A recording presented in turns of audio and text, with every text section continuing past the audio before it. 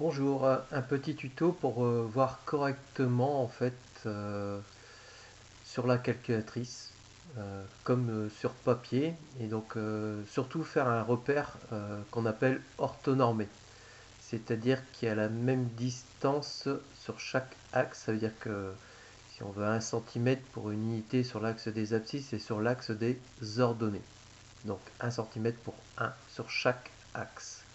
Alors souvent, votre calculatrice est en mode standard, c'est-à-dire ici, si vous appuyez sur Zoom, vous êtes en mode 6.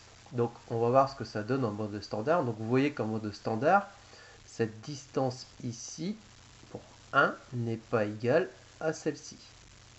Donc, on va voir ce que ça donne avec des fonctions très simples, comme des fonctions linéaires. Donc, je vais ici tracer deux fonctions linéaires. Alors, la première, je vais mettre 0,5x entrée.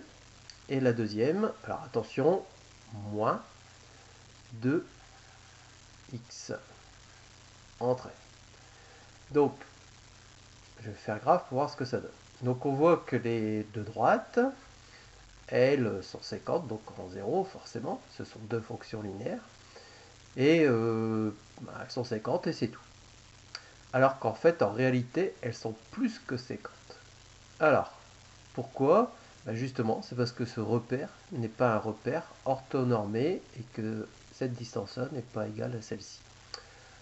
Alors, pour réussir à faire un repère orthonormé sur la calculatrice, il suffit d'appuyer sur Zoom et sur 5z carré.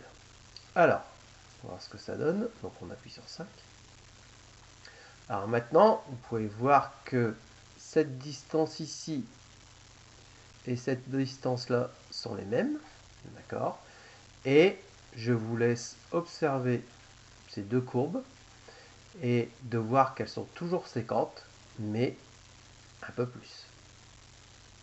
Voilà.